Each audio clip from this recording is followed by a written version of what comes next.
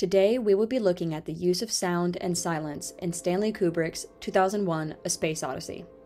The use of silence and sound as a pair throughout the entire film is exemplified in the opening sequence.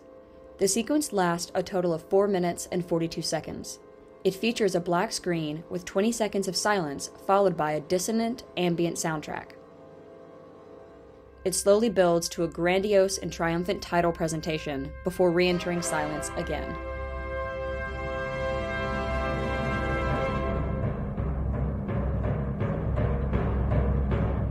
Following the powerful opening sequence, the film features 3 minutes of calm, ambient nature sounds.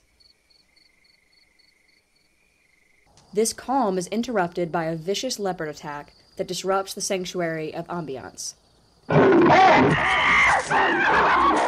3 more minutes of the score follows, only to be interrupted once more by the arrival of the mysterious monolith.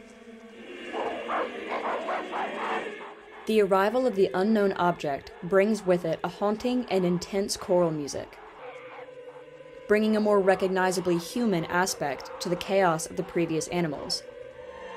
The monolith's music is a chaos of its own. Following the famous match cut that ends the Dawn of Man sequence, triumphant music and animalistic cheers are met with the complete silence of space.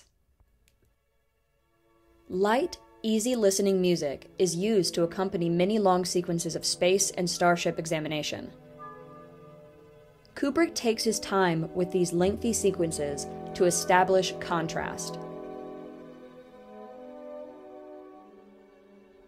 The viewer has now moved from almost 20 minutes of ambient nature sounds to the dead silence of space accompanied with the humanistic touch. The classical, calm music accompanies the human's creations in the sky. A 5-minute space montage sequence closes with the arrival of the same monolith with its appropriate identifying score, and ends with a loud ring paired with a sudden silence that hurls us into the future yet again.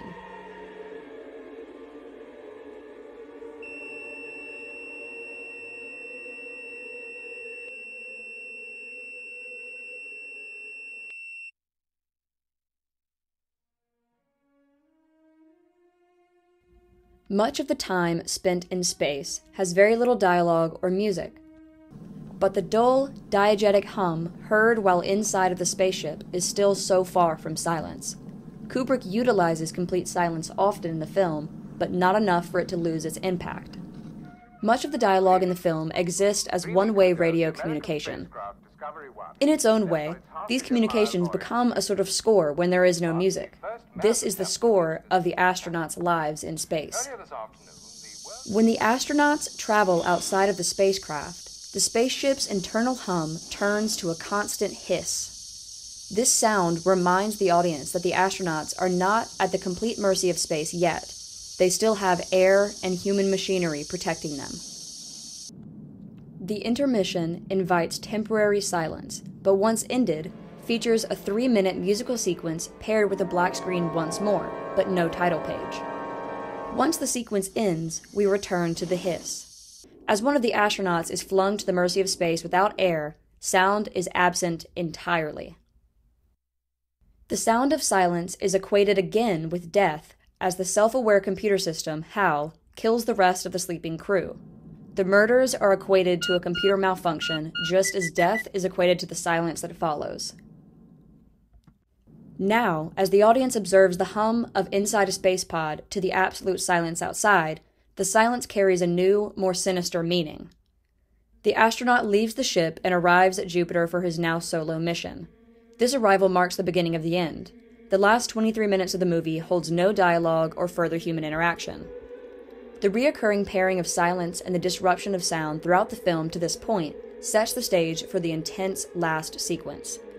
10 minutes of overwhelming, colorful visuals with swelling music to match makes the audience feel the chaos, confusion, discomfort, and any other emotions an astronaut might feel. When this sequence and period of character development ends, we are met with silence once again.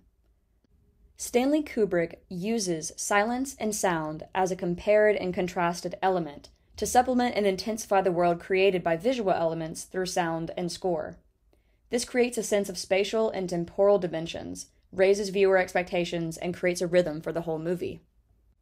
Similar use of sound can be seen in one of Kubrick's other films, Clockwork Orange. The director uses sound in both films as a significant storytelling device in the audiovisual medium to represent the psychological and physical sonic environment of the film. Both movies feature long, world-establishing intro sequences that are important to the rest of the movie's development. In this film, Stanley Kubrick uses diegetic sounds to build a recognizable atmosphere. Diegetic sounds includes the voices of characters, sounds made by objects in the story, or music represented as coming from instruments in the story.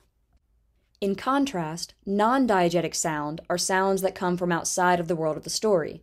This could include narrator's commentary, sound effects that are added for dramatic effect, or mood music. Outside of the music in the score, Kubrick uses almost only diegetic sounds to establish the world of the story. Any hum, hiss, or beep from the spaceship, when compared to the absolute silence of space, sets up an atmosphere of isolation and dread. With these elements, Kubrick created a new, more sinister meaning for silence, and a new safety with noise.